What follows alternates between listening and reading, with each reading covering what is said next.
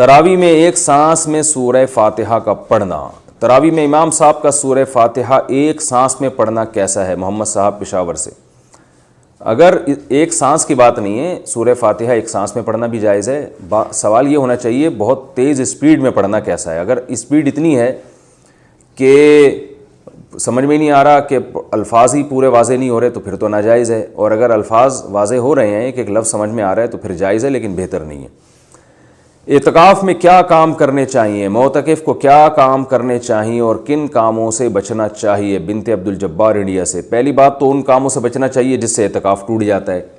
اعتکاف میں لوگ بلا وجہ مسجد سے کے صحن سے باہر نکل جاتے ہیں، واش روم میں جاتے ہیں تو واش روم سے باہر آ کے کسی سے گپ شپ لگانا شروع کر دیتے ہیں۔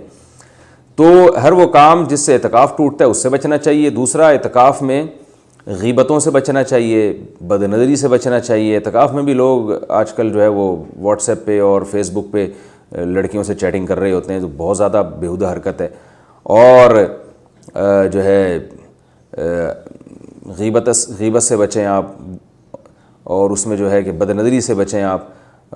جماعت کی نماز تکبیر اولیٰ چھوڑنے سے بچیں آپ۔ مسجد میں رہتے ہوئے بھی تکبیر اولیٰ سے نماز نہیں ہو رہی ہے تو کتنی حرج کی بات ہے۔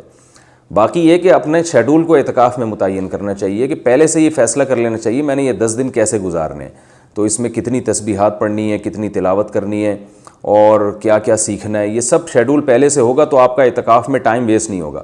لوگوں کو پتہ ہی نہیں ہوتا، جانے کے بعد سوچ رہے ہوتے ہیں ہم نے کرنا کیا ہے، تو سوچنے میں 5 دن گزر جاتے ہیں، پھر 5 دن کے بعد خیال آتا ہے کہ 5 رہ گئے تو اب کیا شیڈول بنانا۔ تو اس لیے پہلے سے اعتکاف میں بیٹھنے سے پہلے اپنی ترتیب بنائے، وہ ترتیب اتنی مشکل نہ ہو کہ اس پر عمل ہی نہ ہو سکے۔ ایک صاحب نے اپنا مجھے شیڈول بتایا اعتکاف کا، اتنی تسبیحات، اتنی تلاوت، میں نے کہا بھائی یہ چلے گا نہیں، 2 دن کے بعد آپ خود ہی چھوڑ چھاڑ کے بھاگ جائیں گے۔ تو احب الاعمال ما داوم علیہا صاحبها وان قل، حدیث میں آتا ہے اللہ کو سب سے زیادہ وہ عمل محبوب ہے جو تھوڑا ہو لیکن پابندی کے ساتھ ہو۔